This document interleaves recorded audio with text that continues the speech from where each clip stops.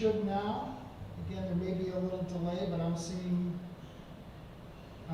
it here in my monitor and on my output. Are you not getting sound?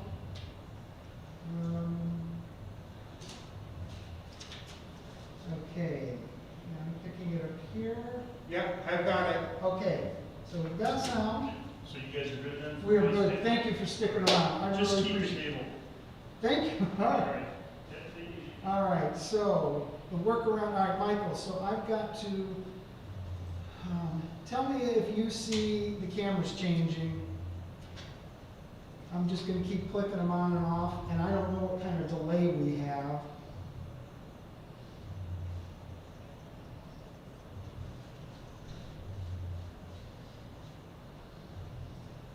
Are you seeing the, Camera's just changed.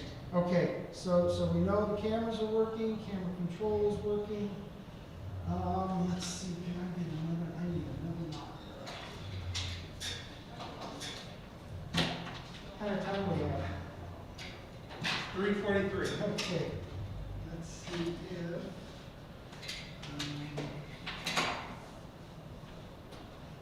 Would you like me to do a mic check on this one? if you would do, oh, well, hold on, because I've got to get back to it. I want to get this monitor up, because I'm having to run OBS and the ADEM controller, because for some reason we are not, we're not getting, streaming keys not working directly through the ADEM. I'll put this up real quick, and then we'll do a audio check. You could just, can you just run the source of A10 as your source in OBS? So that way you don't have That's to. what I've got right now. Perfect. Yep. But I'm not an OBS user. You are, right? Very beginning. Yeah. I Beginning mean, I OBS. use it, but sporadically, but it's there as a backup because, It's free. well, it's actually incredibly powerful. I know, it's super powerful. I worked a show right before the COVID clampdown hit, and they ran a small truck with 12 cameras on OBS. All right. From what I've used it, I really like it. I think it's simple and it's also I mean, it can be complicated, right? You can do complicated things with it. Yeah. Hey Chris, can we go black on the screen? Yes, yes. And one of my coworkers, she's like, yeah, we can hear everything. Oh, I will bring down audio, I'm sorry. No, you're fine.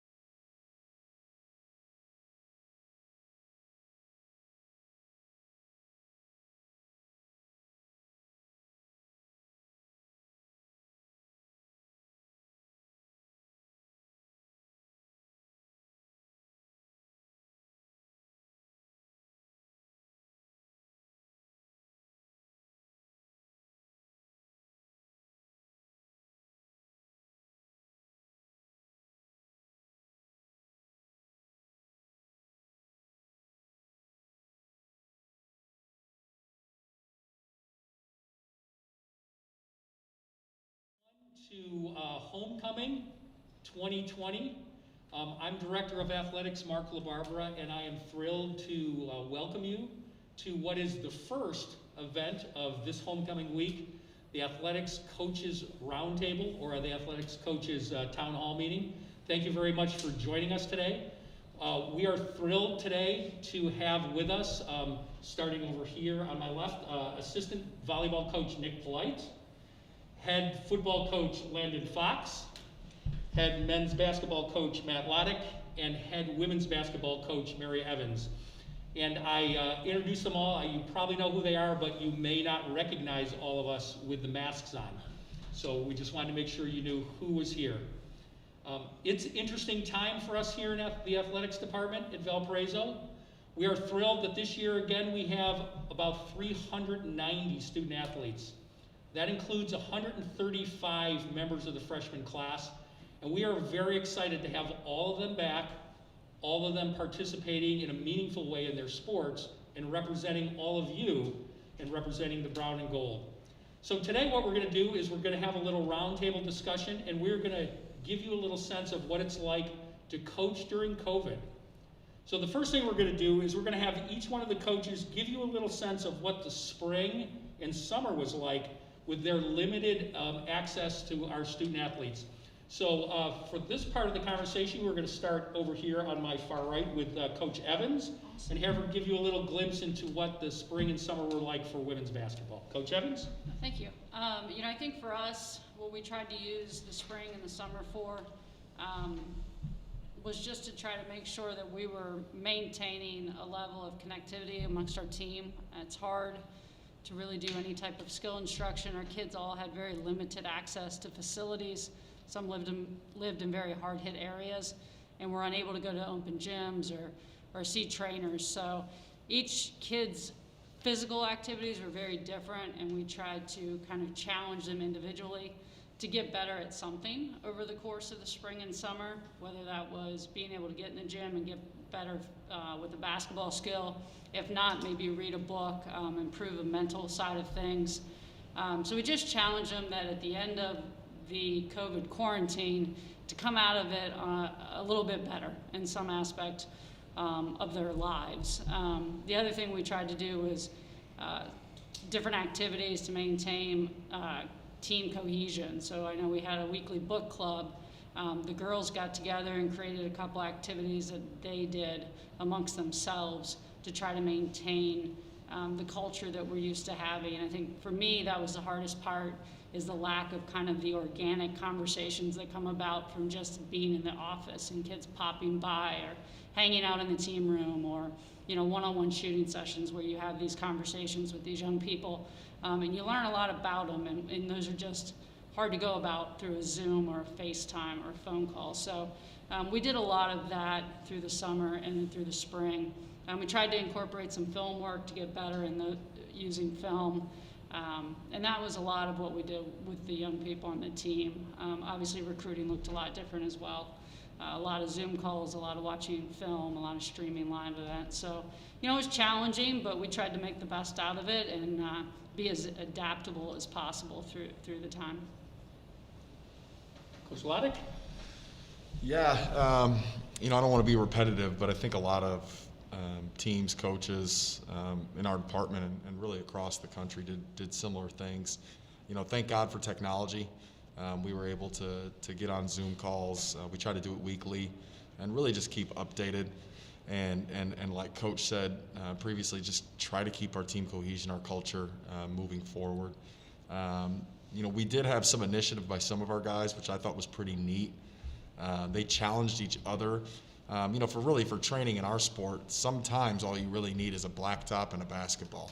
And there was different, dribbling drills that they challenged each other with, and they would do it on team text and things like that. And it was all organically driven by them, which was really neat. But for the most part, we tried to stay positive, find ways that we could continue to improve in difficult times. And I thought we did a good job of that. The coaches, we tried to have, some film sessions in there to talk over our offense, talk over our defense, but that stuff can get stale pretty quick.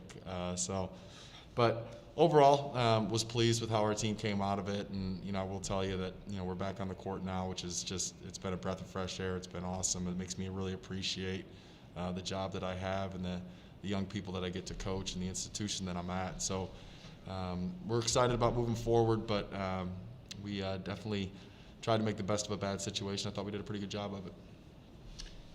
Coach Fox, you're in a little different situation. There's a traditional spring football season, which you didn't have, and very limited access in the summer. So what did you do with your team during those periods? Yeah, so the middle of March, there was a lot of uncertainty, just where, when, how everything was going to take place. And so us as a staff, what we wanted to do was a couple things. Just try to be as normal, if you could, if you can use that, as normal as we could be in terms of our approach. So we really wanted to emphasize academics, and I tell you what, our academic staff did an unbelievable job. Finished with the highest team GPA, 3.21 spring semester GPA over the last decade. So credit to the guys on the team, but to our academic staff as well here. So unbelievable job with that. But that was number one concern, when guys are leaving campus and how the classes work online. And so we wanted to put a high premium on the academic piece of it. Once we kind of got that figured out, towards the end of March, we went into what we called our spring football. And I know we're not out on the field, but we do get 15 practices in the spring, and that mirrored that on Zoom. So we had 15 Zoom meetings, like a lot of coaches said, with film review and install, just like we would. And again, I think that allowed us to feel the normalcy with our team and the camaraderie, just to get back together as a football team. As May hit, we were kind of working with finals, so that was where the effort was there. But our focus in June then became more on getting the freshmen integrated within our team and starting to build relationships. I know it was on a computer, but the more that we could get those guys building relationships with each other, the more it was going to help us moving forward. During that time too, we started doing a lot more video installs on their own, so that they could kind of watch it at their own time, and we would just video ourselves on Zoom and talk through different scenarios. And so it allowed their schedule to be a little bit more adaptable in terms of our approach in June. And then in July, we really started to pull back a little bit, because they were probably getting a little tired of us.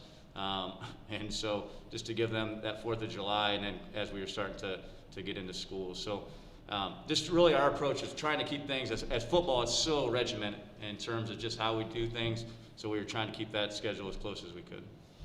And Coach White, volleyball. Yeah, so for us, it's just kind of the same thing, and we get into the spring. We were getting to the meat of our spring season, where it's all individual training, and so for us, it was really important, like everyone else down the line here, is just to keep the team cohesion, and making sure the team is staying together, staying focused on our schoolwork, our academics, and all that kind of things. So a lot of Zoom meetings, and then when we got further in, like we had the girls do a couple of video things to help recruit and help in all that kind of stuff, and it kept them involved really a lot. And gym access was tough, just like everybody else here. So making sure that they were getting some kind of workout in. Carin and I were talking about it. It was just most of our kids, it was one of those things like they've been playing volleyball since they're 12 years old all year round. So we tried to flip them to a positive, where they were finally getting a break, and we were actually really happy with how they came back this fall so far. Really well rested and well, come back ready to go. Great, thank you. Just to let everyone know that there is a chat that's open, and if you have a question that you'd like to put to anyone here on the panel, we would be happy to address those as we go along. So please, if anything comes to mind, if there's something that more of an explanation that you'd like from the things that we mentioned, or if there's just a topic that we don't discuss that you'd like to get an answer to, please send it, and those questions will be passed along to us. Okay, the next thing we want to just take a few minutes to talk about is what are the seasons going to look like. So one of the things that we've been doing as athletic directors is we have weekly meetings in both the Missouri Valley Conference and the Pioneer Football League as we talk through the current situation with the virus, the current situation on each one of our campuses, where the NCAA stands as far as competition, what they're looking to do, And from all of that, trying to figure out how we can put forward some meaningful competitive opportunities for all of our student athletes yet in this academic year. So that's been a lot of conversation. So now we're going to let each one of the coaches give you a little sense of where they think we potentially may be in the direction we're going with each one of their sports. And for this, we're going to start on the opposite end. We'll start with Coach Polite, and he can talk about what may be happening with volleyball. So recently the NCAA just came out, and I think that's January 25th is the first week that they're going to let volleyball start. We're still waiting to hear from our conference when that will be exactly, what that could entail. It could be a 10-week conference schedule. It could be an 8-week conference schedule. So we're still waiting to hear on that. We know it's going to be a little different, but we're just excited to get out and compete, whatever it's going to end up being. For us, the one thing that's really exciting right now is through the university and our athletic department and the job the healthcare has done. We're right now, we are currently participating in 12-hour weeks, moving to 20-hour weeks. And so we're getting out on the practice field, and it's been really nice to get back to just everyday practice. And it's different than what it looks like. We split our team up into two. They're not out there every day. It's kind of an every other day routine. But it's been awesome to get back out on the field and to practice. In terms of the season, I think that's still up in the air and just in how or what. But they have made a proposal to play in the spring with conference games. Just the number of games, is still to be determined. Those games would start end of February or beginning of March, and then run till April 17th is when the FCS playoffs would start.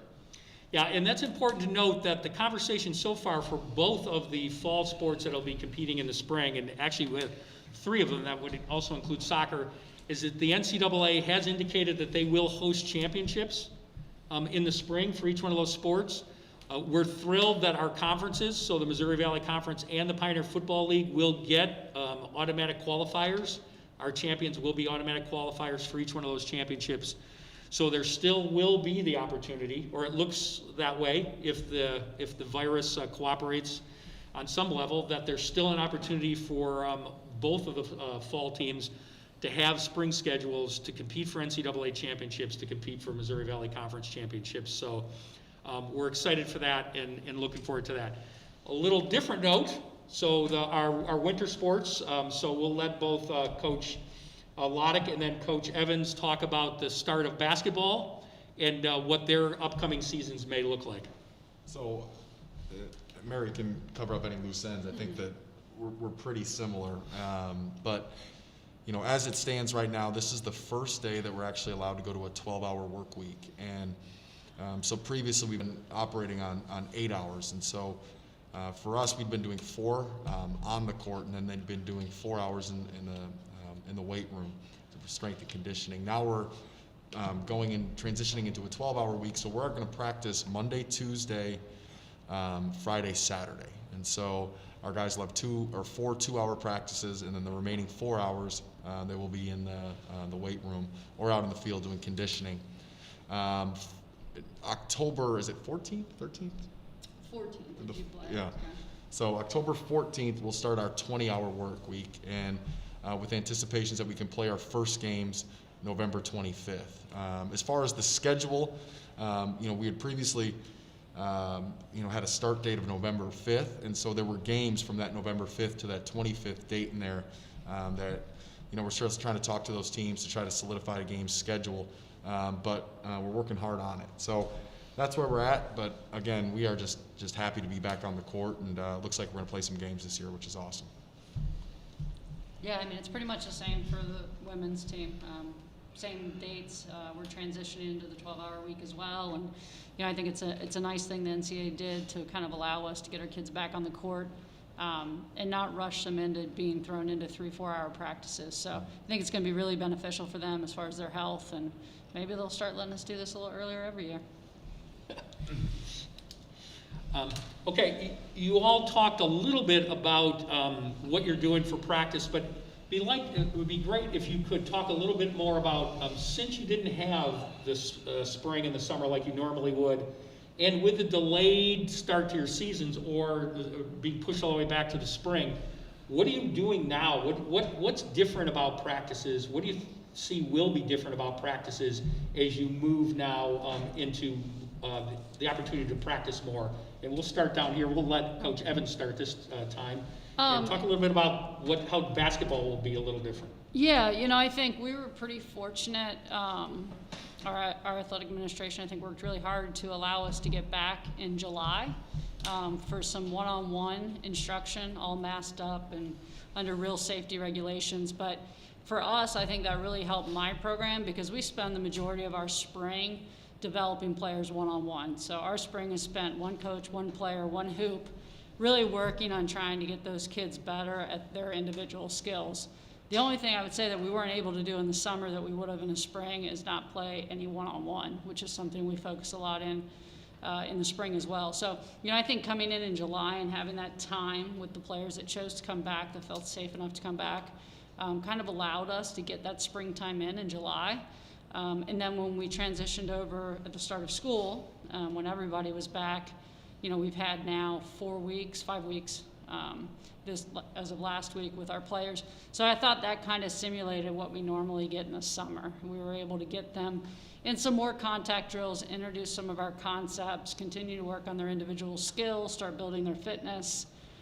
We broke last week and gave them a recovery week, and now we're starting with the 12-hour segment. So I'm kind of thinking these next 3 weeks are going to kind of act on what our normal August, start of September looks like. We can start kind of building on what we did in the summer, which was in the fall this year, as we go into our 20-hour segment. So I think it's kind of worked out to allow us to have some normalcy, as Landon said, and what we typically do, we're just doing it at different dates. So I think for me, my staff and I have talked a lot about being very careful about where they're at physically, because they did have a long break off. I know they all came back feeling the best they've ever felt, physically and mentally, but making sure that we keep that and we don't push them too hard and develop little overuse injuries from having the time away. So that's something we're really working on and, having a lot of conversations with them to make sure that we're doing the right things and they're feeling really good as we go into the start of our season. Yeah, again, pretty similar. A lot of our spring and summer is, we start with just skill development. And, a lot of what we tell young men when we recruit them is, we want to make them the best versions of themselves. And so, a lot of times that's spending individual time with them. And we missed out on that. So being able to get back and do some of that was awesome. It was special. It was fun. I do think, and we were fortunate. A lot of the guys on our team actually had access to some gyms and were able to play in some pickup games and do things like that. So as we've transitioned back into more team practice now, it's kind of getting that type of playing maybe a little bit out of them and focusing more on the team. I think sometimes pickup games can turn into 4 guys standing around watching one guy try to perform, and so, but working that back out of them. And again, with the mindset of, we're going to take a big macro view of this whole season, because I think it's tempting to try to push them to get more in and feel like you're maybe ahead of the curve, but I think that'd be a little bit irresponsible just because of the time off that these guys have had. We want them healthy first and foremost. Okay, and now for Coach Fox and for Coach Blight, so you guys will be in a little different situation because you're going to practice now until finals, the end of the semester, and then we're going to be gone for 2 months, and then you're going to come back and you're going to need to compete right away as soon as you come back. So can you each give us a sense of how you plan on managing that for your student athletes and for your programs? Yeah, number one, just the opportunity to come back over the last 5 weeks, we definitely had to be mindful, just like the other 2 basketball programs, in terms of where they were at. We had to work up to us putting our pads on starting this week. So we had to take our time. The one thing, and I heard Matt say this, is I think the signs of good programs is we do what we call IDPs, individual developmental plans, that we have with every one of our players, and because they're unique to themselves, and we don't want to hamstring guys just by, hey, this is what one guy does, we want to compare that. We want to do what, we want to know what they do best. And so we had to pull those out from where they left us in March to where they're at now. And then what we're seeing right now is during this 5-week period that we had, we're kind of getting guys back to where they were. And because, like the basketball coaches were saying, it's easy to find a ball and some cement. Well, it ain't easy to find, you know, football helmet, football pads. So it definitely is a little bit different in our approach. Now, that being said, we're very fortunate to have this time because we do have a young team. We brought in 54 freshmen, and so I think this could be a real positive for us in terms of getting them out there, learning our system, terminology, our verbiage, just how we do things. And so, you know, I can see it as a plus moving into the spring. Yeah, I mean, Coach Fox said it right away. He's got 54. We only have 2 freshmen coming in. And the best part is normally we jump into it right away, and they just have to get acclimated right away. And so this has been really good, just building a team that we get to work with them this whole fall. And it's the same thing for us. Like I said, we were really happy with the way they came in condition. But it was just about getting touches. It's the same thing. Like, it's hard to get the volleyball touches on the court. They can do a lot of sand volleyball and stuff, but it's a little different. So for us this fall, it's been a lot of individual stuff. The last couple weeks we've done a lot of beach work. Like, we went out to the sand and let them play out there, and it's just about getting touches. So many touches, and because we are going to have that break here in December for it's like 2 months. So really, for us, it's just a lot. Trying to get as many touches back in, work on their individual skills this fall, so that when we get into the spring, it's just about getting right back into it. Okay. So we spent some time talking about practices and what the season may look like and some of the changes. But now we're going to get into what I think is the best part of the conversation. We're going to let each one of the coaches talk about how they feel their team is going to look this year. Yes, the competition schedule is going to look a little different, but we're still thrilled with the quality of young people that are here representing the university, that are here to compete. So we're going to give each one of the coaches an opportunity to tell you a little bit about what their team looks like, what they anticipate, what you may see in the coming year or in the coming season as you watch the team. So we're going to change up the order a little bit, and I think we'll start with Coach Fox, and he can talk about what he thinks the football team will look like when they do compete in the spring. Yeah, I mean, we're excited about the guys we have on the football team and where we're at. You know, I do think there's a few positions that are a little bit young. Our offensive line, we ended up bringing in 10 new offensive linemen. So you do win in the trenches, so that's a place where we're going to have to develop those guys quickly and get them to understand what we expect and how to do it. From a defensive perspective, you know, I thought we did take strides last year. And I guess on paper you could say we have 8 returning starters from a year ago. So the one thing that we have found, though, is we found guys that are pushing our upperclassmen, and so that competitiveness is driving guys to be their best selves, and so that's been really good. You know, I think our strength on offense, we have really good receiving core, and that was shown by a couple of all-conference guys, and Ollie Reese and Deuce LaRose. So those guys are doing a tremendous job, and they have some other guys that are backing them up that are really pushing them as well. You know, I just say this, you know, from a defensive perspective, you know, and I know this is just kind of philosophy stuff, not maybe people, but, you know, don't give up big plays. You know, on offense, don't turn the ball over, and be really good in the kicking game. And, you know, that's how we identify, and that's how we have success. And speaking of kicking game, you know, I think our punter, Ben Neisner, an honorable mention all-conference guy, he's back, so we're excited to have him. We do got to find a kicker. We lost our kicker from a year ago, and so that's a spot that we'll have to find. Okay, Coach Blight, give us a sense of what we may anticipate seeing on the volleyball court. So we're really excited with the new kids we have coming in. We have Mallory and Victoria Bullman. They're freshman setter, new middle, but we also have a bunch of returning kids. We got Riley Cooker, who was Libero of the Year, Peyton McCarthy, she was all conference. Really excited to get back on the court with all of them. Like I said, we just loving all this extra time we're getting to build our team together. And so looking forward to getting to the spring with them and getting to compete with all of them. Great. And now we're going to turn over here, and so Coach Evans, if you give a sense of what your team looks like and what you anticipate from the Missouri Valley this year. Well, the Missouri Valley is going to be good, I think. Again, I don't see that changing anytime soon with the teams that are in it and the coaches that are in it. But, you know, I think for me, after watching this team over the last 5 or 6 weeks, I think from a talent perspective, it's probably the most talented team that we've had since I've been here. It's also got a lot of youth. I mean, we have five new players, 4 incoming freshmen. We brought in another walk-on, a local kid. And I think they're all very, very talented, but they have a ton to learn. And they're going to be anchored, I think, by a really good returning class. Watching, 9 of our 14 kids coming back are returners. We've got 2 fifth-year kids in Caitlin Morrison and Marley Prophet that have committed to come back in their 5th year. Marley's going to give it a go with no ACL this year and see what she can do for us. And, it's just a hard-nosed, tough kid that if anyone else even tries to complain on this team about not feeling well, we can be like, Marley's doing it without an ACL. What are you doing? So having that leadership, I think, is going to be huge. Having Shea Frederick back for a 3rd year, starting point guard for us for 2.5 over 3 years, that makes you feel good as a coach to have that person that can really run your team and lead things. And I'm really excited about having Carrie Weinman back. She was a great defensive player. I thought she started coming into her own offensively towards the end of last year. Having her back as a junior is really, really exciting.